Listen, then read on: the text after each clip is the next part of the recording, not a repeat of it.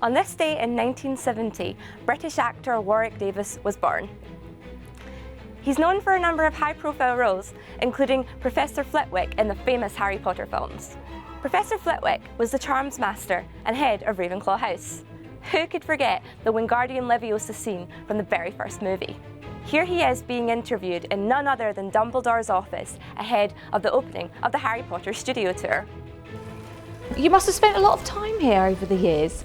Does it feel nice being... Actually, none of us I haven't been in this once. Oh, No. right, so it's all just Dumbledore. Yeah, I mean, luckily we never got summoned to the headmaster's office, because being one of the professors, I would have probably perhaps done something wrong if I'd have been called here by Dumbledore. And I'm surprised Malfoy never ended up. I was certainly not welcome in this office, so it's a bit of a treat for me actually to get a chance to snoop around and see some of Dumbledore's items and so forth. Yes, I managed to avoid this throughout my Hogwarts career, so yeah, a bit of a treat for me to finally be here. And it's not just you, because come next spring, Yeah. it's going to be lots of very dedicated Harry Potter fans that are going to be coming in here and getting a real feel of what it was like for you guys on set. I mean, that's really a big deal for a Harry Potter fan, isn't it? Yeah, it is. It's going to be the studio tour in London, and you can buy tickets tomorrow Yes. online. So you can't turn up. You can't just turn up here. You've got to actually book them online, and the opening day is the 31st of March.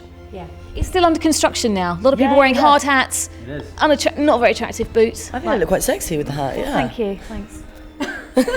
But it's going to be all sparkly new come March. Well, I mean, what the beauty of this is that, you know, everything here is authentic. The set we're sitting in now is actually where Dumbledore sat, and this is his office. But you walk outside the door here and you can see the scaffolding that holds it up, and visitors to the studio tour will be able to experience that exactly as we experienced it. You know, you've got this world that's created within the set, and then outside of the set, it is a studio, you're within a sound stage. So this is showing authentically how the movies were made.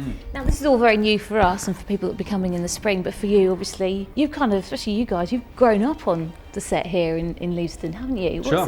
What was it like all those years, you know, just coming here so often? Yeah, I mean, it touches a nerve. When we drove through the gates this morning, it's been at least probably a year since I've been here, so it was very emotional coming back. This is where I did most of my schooling career and where I kind of grew up, so it's very much like a second home to me.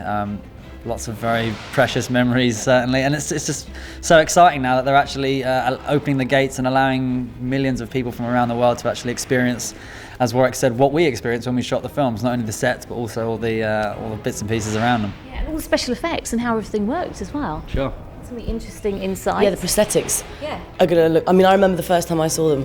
They are amazing. You know, you see everything. I remember the goblin faces. You know, the amount of detail that people take just to paint them after they've made them. It's fantastic.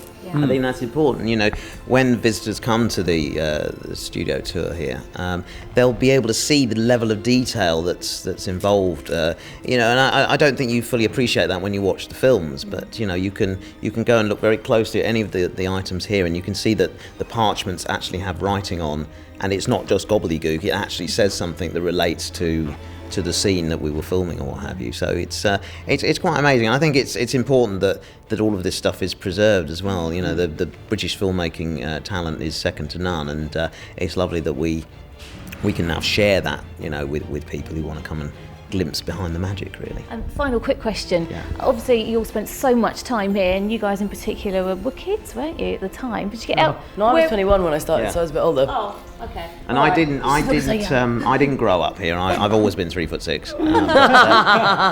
So I had to get that one in. I wanted to do it just now. What about you? Obviously, you were quite young, weren't you? Yes. Were you getting up to all sorts? Lots of places to hide in a place like this. Lots of mischief, lots of stories to tell. No, not really, to be honest with you. We were all fairly well-behaved children, I'm afraid to say. Yeah, I first came here when I was 12, and have grown up here, like I said. So yeah, lots of places to hide. To be fair, it seemed like a great place for mischief, much of which we didn't get up to. We were all far too professional. So yeah, you know the Great Hall set. Have you had a look in there yet? And people will be able to go around that. I actually rode my Segway around the Great Hall, and not many people can say that. I also rode it around Privet Drive as well. So there you go. As a goblin. Mischief as a goblin, yeah. So yeah, that was a weird sight. The goblin on the Segway. Lovely. Thanks very much. It's great being here on set.